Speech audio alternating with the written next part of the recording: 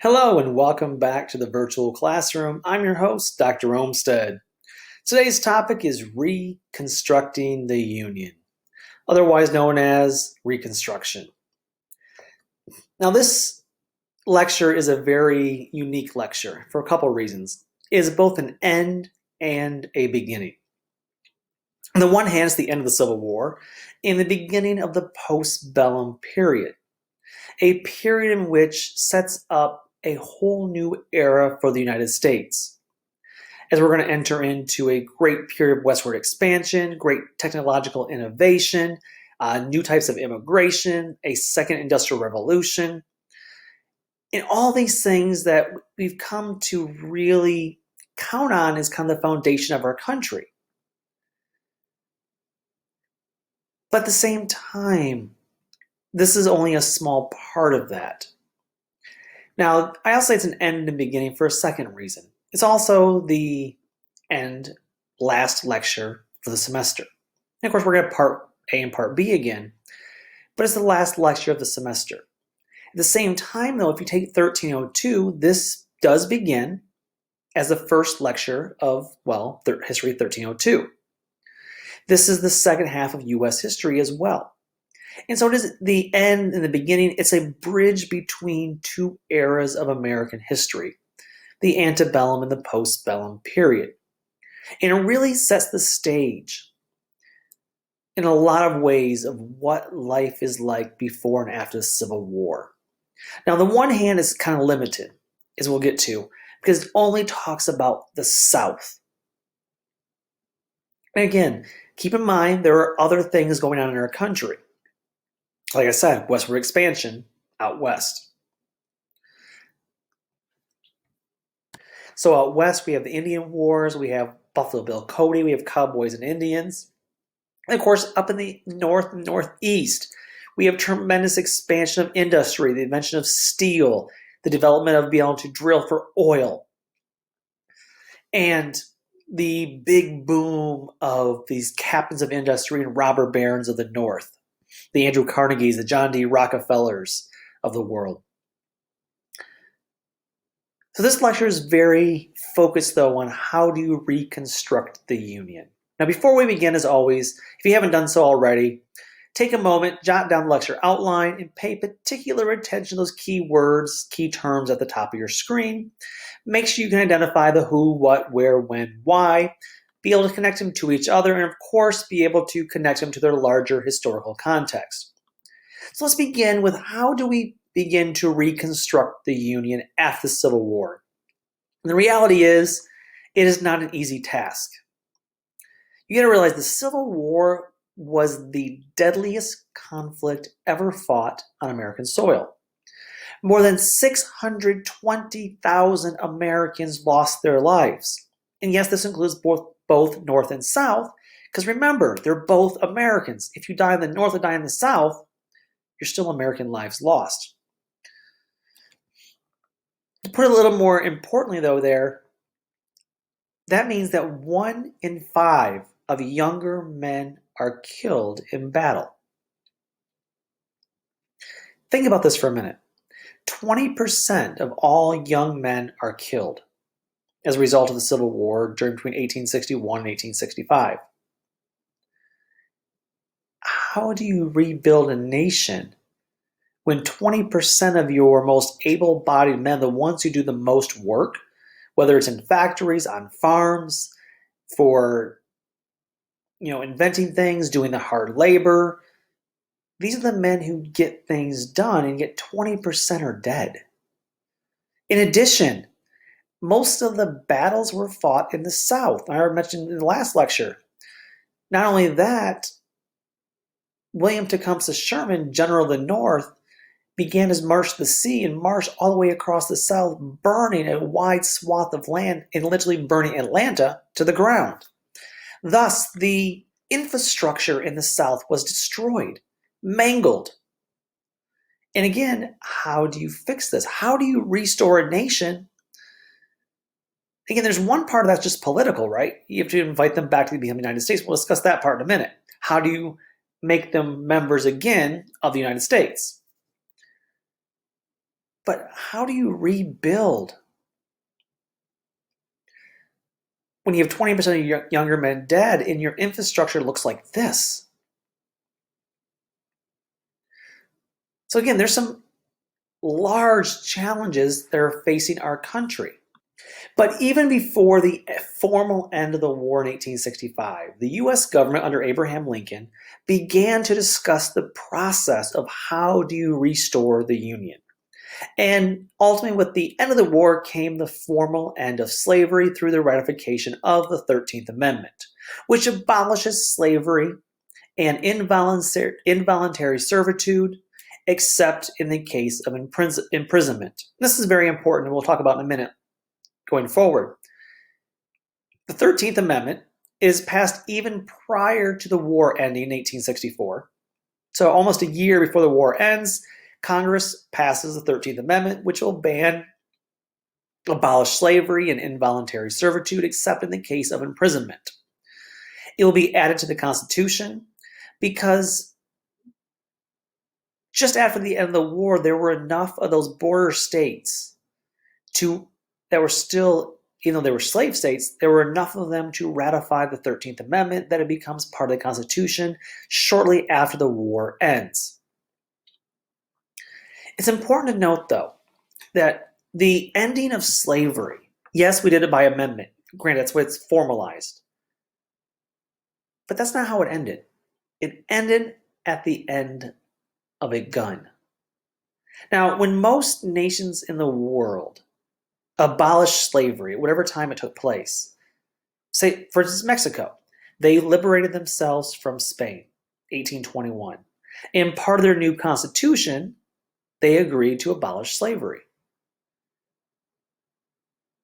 Haiti, they ended slavery of their own accord, and they wanted to end slavery. They overthrew their French overlords, and they ended slavery themselves, and it was a slavery revolt. But not the United States. Slavery ends formally with the end of the war, the 13th Amendment, yes. But did Southerners have a change of heart? I mean, Mexicans, they chose this. Did Southerners choose it? No. The South, the pro-slavery South, they didn't give in to moral suasion. They didn't have a sudden conviction of their conscience.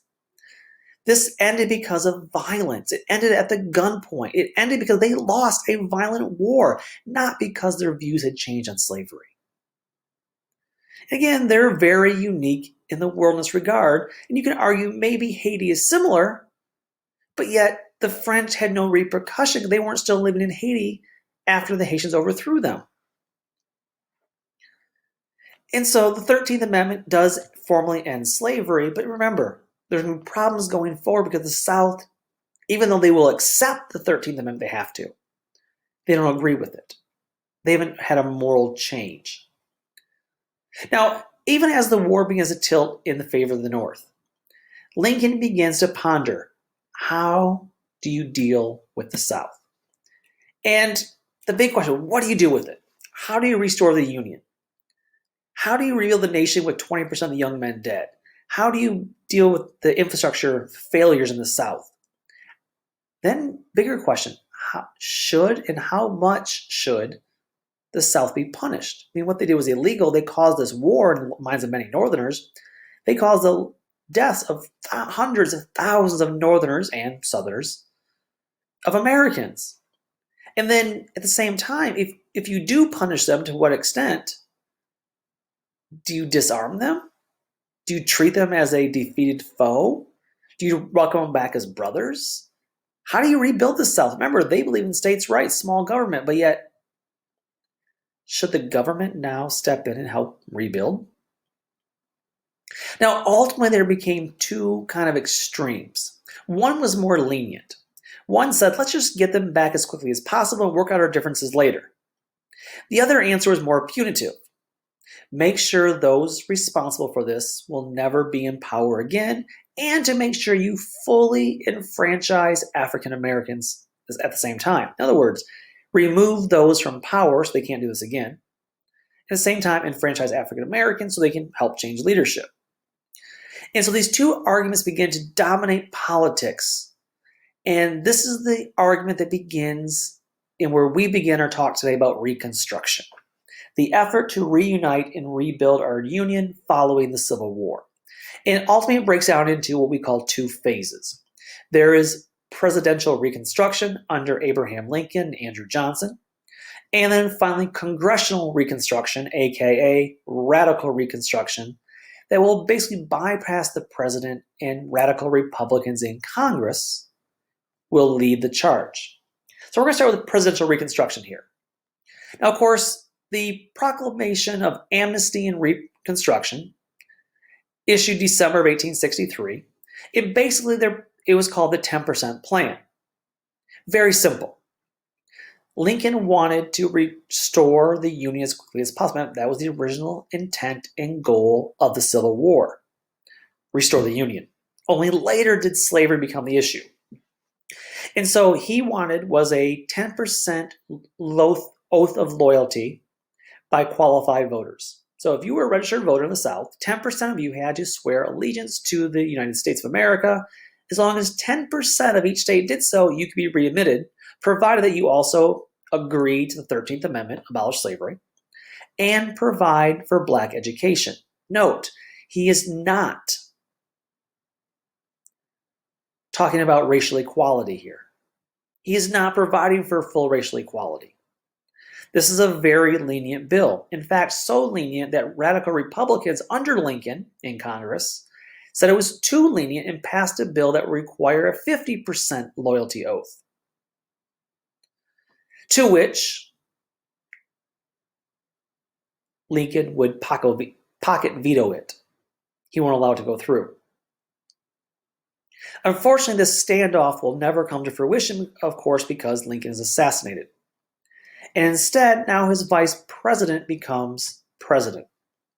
And Andrew Johnson. Now, Andrew Johnson takes over the phase known as presidential Reconstruction, but to a far weaker degree than Lincoln did. He didn't have the clout of Lincoln.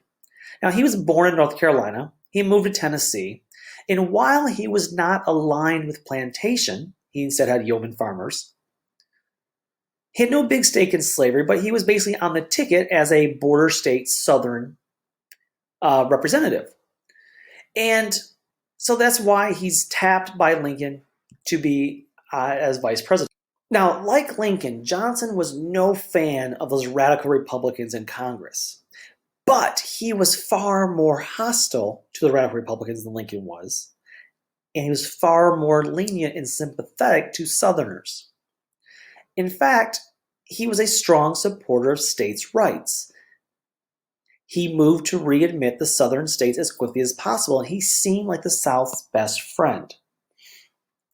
And so, after Johnson took over, Southern leaders began to say, ooh, we got a friend in the White House now. And they began to do things that would make Lincoln's head roll and turn over in his grave.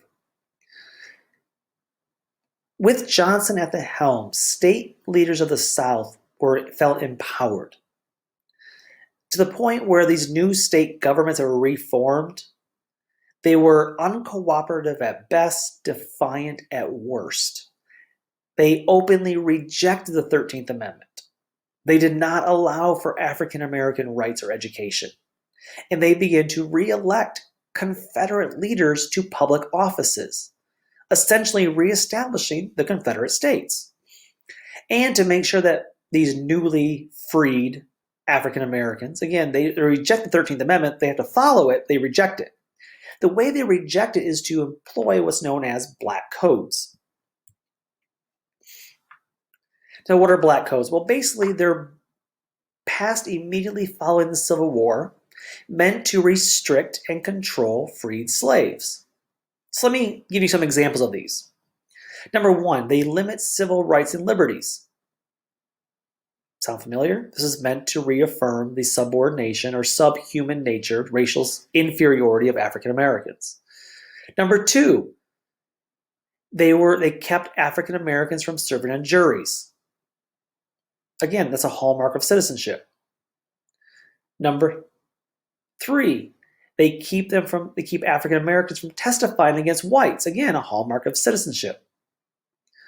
Number 4, they would limit where African American freed slaves could work. And they provided that these so-called vagrants could be arrested and hired out to landowners. Thus, the intention was shown clear. They intend to keep a cheap, ready, steady labor supply. Yeah, let me reiterate this. These black codes, remember the 13th Amendment? It said it abolishes slavery and involuntary servitude, except in the case of imprisonment. So Southerners took this little loophole and said, oh, okay, sure, no problem. If a black person is found to be a vagrant, broad definition, we will arrest them and hire them out to local landowners, these old plantation owners. So they're no longer masters, no longer slave owners. They're merely utilizing convict labor. And this entire thing is called black codes. And of course, it's very easy to see. It's built right on the old slave codes. It encourages vigilantism and violence against African Americans. So if there's an African American who was trying to buck the system or say, no, wait, we have rights now, they would encourage that person to be, mob lynched or beaten. And even though Johnson would use some harsh rhetoric, he pretty much caved and said, yeah, sure, no problem. Good job, guys. The requirements have all been met. You accept the 13th Amendment, no more slavery, so come on back in. Well, thankfully for the United States, Congress had other designs. Because in 1866, Johnson's approval rating was just abysmal. And even though up to 1866, Johnson had the power of veto, after 1866, the midterm election, radical Republicans took a supermajority in Congress, thus overriding any veto of Andrew Johnson. And so after 1866, we moved to phase 2, radical Reconstruction. So what is radical Reconstruction? Now, first and foremost, what it is 1866, radical Republicans have a supermajority in Congress. They can override any veto of President Andrew Johnson.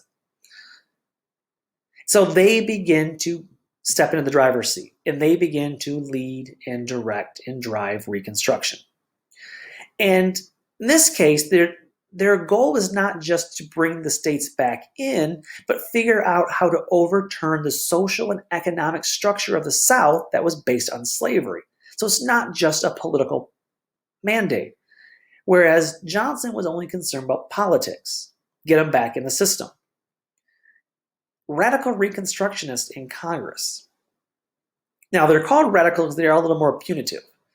But at the same time, they're radical because they believe in full universal male suffrage, they believe in equal rights for African Americans, and they want to overturn the social and economic structure of the South. And so starting in 1967, when the new session begins for Congress, they begin to pass a series of bills collectively termed Reconstruction Acts. Now, the first thing they do, I'm going to switch slides, I'll come back to it, the previous slide, but they turn the South into these military districts. They place the 10 Confederate states into 5 military districts. Now, this might sound really bad, and of course, if we're going through the coronavirus outbreak, and you hear many states complaining about this right now, declaring martial law, it's not martial law, and it was not martial law back then. There was military presence in the South in these military districts. They're called military because the military was present. But these military were there for supervising progress, not for a martial law situation.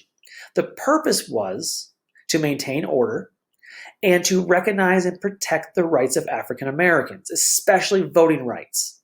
They want to get blacks elected into office. And these Reconstruction Acts made ratification of the 14th Amendment to be a prerequisite, along with the 15th Amendment, to be prerequisites for readmission into the Union. So where's the 14th Amendment? Well, July of 1868, the 14th Amendment says all persons born or naturalized in the United States and subject to the jurisdiction thereof are citizens of the United States and the state wherein they reside.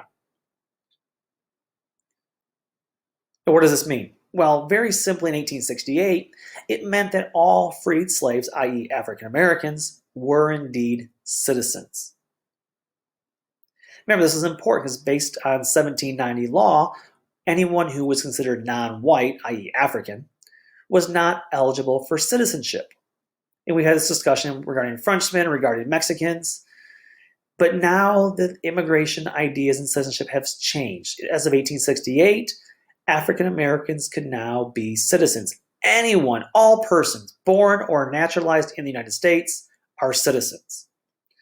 And this is a very important amendment that I wish we had time in class to discuss more, because it's still in the news today. In fact, about 3 years ago, during the 2016 presidential primary season, one of the Republican candidates spoke up and said that the interpretation of the 14th Amendment was wrong, that he believed he could have the courts change the interpretation. And what he was arguing, of course, for was immigrants who cross the border and have babies. Now, if they're an undocumented immigrant, they cross the border and have a baby, of course, that baby is an American citizen. And there are some derogatory terms used to describe those babies. The most common of which is known as anchor babies, which I find is a very derogatory term because the fact is that has a derogatory connotation that you are signifying that, well, their parents are here illegally. The reality is they're U.S. citizens, according to the 14th Amendment. And court case after court case, precedent after precedent has upheld that. But one candidate, Donald Trump, believed that this has been misinterpreted, that he was going to reinterpret it. So it's been in the news lately, again, over was this amendment only for its time, or does it still apply today, and who does it apply to? Again, so keep that in mind as we go forward, because it will continue to be in the news for the foreseeable future. Fun fact here, though, is it does not include women at this point. So women were still not considered citizens. This is only for males. Now, up until the 1920s, women's citizenship followed that of their husbands. So if you were a, say, U.S. citizen as a single female, that's fine. But once you got married, let's say your husband was a Frenchman, you became French. This was common throughout the world until the 1920s. So at this time, it was only for males. And then we passed the 15th Amendment. The 15th Amendment, of course, prohibited states from denying a person's right to vote on grounds of race, color, or previous condition of servitude, again, allowing for black votes. Now, there's a little mnemonic device to help you remember the Reconstruction Amendments. So we have 13th, which was abolish slavery, the 14th, which was citizenship, and the 15th, which was voting rights. So the mnemonic device is very simple: free citizens vote. So free, 13th Amendment, freedom, no slavery. Citizenship, 14th Amendment, and voting rights is the 15th Amendment. And once again, the 15th Amendment also will not include women, despite a big push for women to get inclusion. But women were told, hey, wait, just wait your turn. If we try to include women in the 15th Amendment, it will never get ratified. It's like a poison pill. And let's just focus on African Americans for now. We'll come back to women later. Let's see, 1870, was it 15th Amendment? Oh yeah, 50 years later, 1920, we will finally get officially an amendment for the women's right to vote. Nonetheless, the goal, of course, here is to get, again, African Americans elected to state legislatures. Now, they did many parts of the Reconstruction Acts, but one of the other big things they did was pass what's called the Freedmen's Bureau. Now, the Freedmen's Bureau was created in March of 1865. Why? Because Northerners realized, and radical Republicans realized, that if you rely on the South to do the right thing, their racism will prevent it. And so the Freedmen's Bureau was a government agency that would oversee relations between former slave masters and former slaves. And the idea was to establish free labor wage contracts between landowners and freedmen. They even tried to establish minimum wages, which proved difficult due to the concept of share wages, which basically meant that because cash was so scarce in the South, owners often paid what was called shares, a share of the crop, which theoretically made sense at the time, but will develop into a very bad system of employment later called sharecropping, but we'll discuss that in part B of this lecture. So their job was to help with this work relationship, establish labor contracts between the old owners and these newly freed freedmen. And also their job was to establish schools, to educate freedmen.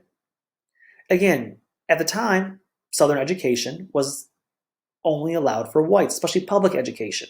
And so their job was to establish schools which have both white and black teachers to educate African Americans to, again, help them to uplift and have upward mobility. And then finally, so three things they did. One was labor contracts between owners and ex-slaves. Number two was for education. Number three was to help African Americans get elected to office on the basis of the 15th Amendment. And so all three of these things were very important to, again, helping to African Americans to become citizens, to become part of society. Now, contrary to popular belief, radical Reconstruction did not grant land to former slaves. Now, there were a few special cases here and there, but largely it was not, because that was seen as a violation of property rights, a cherished American value.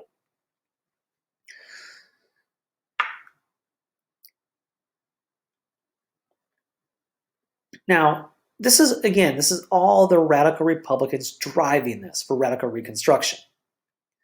But the reality is they were still being met not only with a hostile South, but also with a hostile president. Andrew Johnson was livid over this. And finally, he is going to be charged and brought up on impeachment trial. Congress will impeach Johnson for violating the Tenure of Office Act. Now, this was a recently passed bill by Congress that would prevent Johnson from firing cabinet members without congressional approval. Yes, the government passed the Tenure of Office Act that said congressional oversight is needed to hire, in this case, fire cabinet members. Now, this was kind of a made-up charge, politically based and politically biased, because this was done specifically to prevent Johnson from firing the Secretary of War, Edwin Stanton, who was the only radical Republican in the cabinet. So this is not some high and mighty check and balance. This is, again, mostly partisan politics, which most impeachment trials kind of devolve into. He, of course, Johnson, will become the first president ever impeached, and he will survive narrowly by only one vote. Johnson will escape being removed from office. He's impeached, but he's not removed from office. Now, recently, this case has been in the news, thanks to President Trump being impeached. And people talking about the fact that that one vote that saved him was a Democrat who crossed party lines. And they, of course, at the time, they were exhorting Democrats to do the exact same thing, in this case for President Trump. The lone Republican to vote against Johnson, to vote against impeachment, was a man by the name of Edmund Ross. Now, he's been said recently to be a person of great courage, of moral character, because he went against party lines. He was Republican, and he voted against the radical Republicans who were trying to impeach Johnson, or to oust Johnson. The reality is, though, he was not a man of high moral character or courage. He was bribed. In fact, President Johnson's supporters had promised Ross, who was only a new senator in 1866, that he could have appointments of close friends into lucrative government positions and government jobs. And you can go through, I have a list of the many different positions of 3 or 4 different names wherein his friends were given government jobs. In addition, there were also correspondence between both Ross and President Johnson after the vote, demanding compensation, quote, in consequence of my action on the impeachment, unquote. And it is said that President Johnson gave in to Russ's demands, which included a large cash payment. So again, politics has always been corrupt.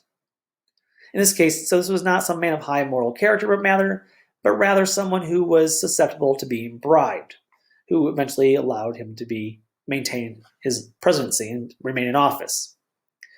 Now, we're going to switch gears here for a minute and talk about the views of Reconstruction before we talk about how Reconstruction ends and its legacy. Because the reality is, for African Americans, the emancipation from slavery occurred very unevenly and at different times throughout the South. In fact, you could say there's waves of emancipation. You see, there was waves that some just were able to flee when the Union Army came in and actually join the Union Army. That's one wave. There was also there's that wave that when the Union Army came in, they were able to emancipate cities in a city-by-city basis. And of course, ultimately when the war ends, we have wholesale emancipation. But the thing is, African Americans, they have no provision once they're free. They have no place to go. They have no food. But yet they know one thing, that they are free. Now, I ask this question every year. What do you guys think is the very first thing that African Americans do after the war's over or after they're emancipated by the Union Army during the war?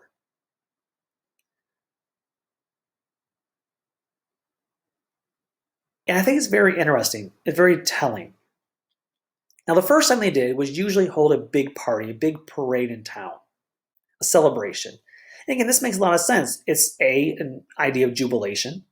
And B, if you remember correctly from the Old South lecture, remember, thanks to all the emancipation and abolitionist literature, large gatherings of slaves were illegal. They couldn't do it.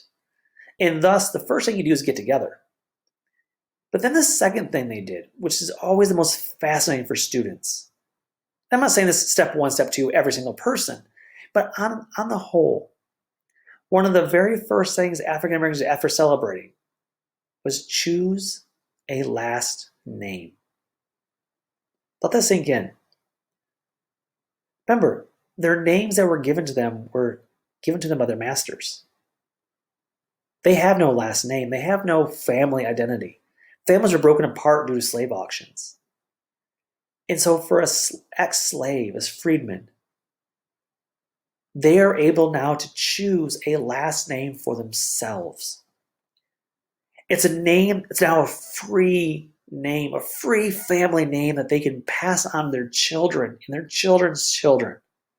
There's an old proverb that says, a good name is to be valued more than the richest rubies, richest jewels. But think about this for African Americans. They can pass on a legacy of freedom for the first time in history for them. They can pass on a last name, a free last name. This was a big deal. Unfortunately, though, for African Americans after this, life doesn't change a whole lot socially and culturally, or even economically. Now, what does change, of course, is legally. That's important. They have their freedom. But 90% of all African Americans stay in the South. Most students always jump to, what's the first thing they do? Oh, they leave the South. How? Where? Go north. Well, that costs money. They don't have any money. They were slaves. And if they go to the north, where are they going to work at? Because their number one skill is farming. There's not a lot of farming in the north. It's manufacturing in the north now. And so 90% of all African Americans are stuck in the South due to limitations. Not because they lack imagination, that they want to go, but they can't. And if they do, they don't have a place to work then. And so what happens then is you get a situation like this. The map on the left is pre-Civil War. You have the master's house, you see in the center of the picture, and you have the nice little box of slave quarters. Well, 20 years later, map on the right, we've changed the name of the master's house to landlord's house, And the slave quarters are gone, but all the former slaves are just spread across a local area and all still work on the now landlord's farm. So most African Americans will remain on the same land. They will work on the same plantation as they did when they were slaves to the same family. So what's the point? Well, legally things have changed, and that's a big deal. They are no longer slaves. That's important. Don't mitigate that. Don't downplay. That's very important. But socially, culturally, economically, not much has really changed. We'll talk more about the economic things in a minute. What about this? What about the Southern whites, though? Now, as you can imagine, the views of Southern whites remain pretty much the same as before the Civil War. They believed that they were superior. In addition, though, many former slave owners and slave owner families, they didn't understand why former slaves left them. This is really seen this picture right here. This is a painting by Henry Mosler called The Lost Cause. The Confederate soldier returning from war, standing in front of his ruined shack. Again, not his plantation home, but his ruined shack now. And of course, the land behind him that was once green and fertile is now overgrown and left to waste. What you don't see, of course, is the slave quarters. You don't see the fences. You don't see the foremen. You don't see the slaves themselves or the freedmen now. You see a poor, romanticized version of the South. To the point where Southern white former slave owners, they were shocked that slaves wanted to leave them. They were that delusional. In fact, a quote from one Southern white said, quote, "Every Negro has left us. I have never in my life met with such ingratitude as every Negro deserted," unquote. Yes, really. They were that delusional. They had drank the Kool-Aid and believed that blacks were really inferior and that they really wanted to be treated as slaves. And so when you see this idea that they can't believe they were deserted, you see images like this one by Henry Mosler. This is a very whitewashed, romanticized version of the Civil War, of Reconstruction, that shows that how bad was life for Southern whites. When reality was they were the ones who were inhumane and cruel and immoral, enslaving African Americans for, well, hundreds of years. And what this picture also doesn't show in this romanticized vision is how Southern whites sought to maintain their white supremacy. They began to use violence to intimidate black voters following the 15th Amendment. White Southern Democrats who called themselves redeemers. They wanted to take back control of Southern state governments. For example, in Georgia, African Americans, in part thanks to the Freedmen's Bureau, were successful in electing some black legislatures, including one, Abram Colby. He was elected during radical Reconstruction. Georgia was the last state readmitted to the Union in July of 1870, but quickly fell back into control of the racist parties, Democrats.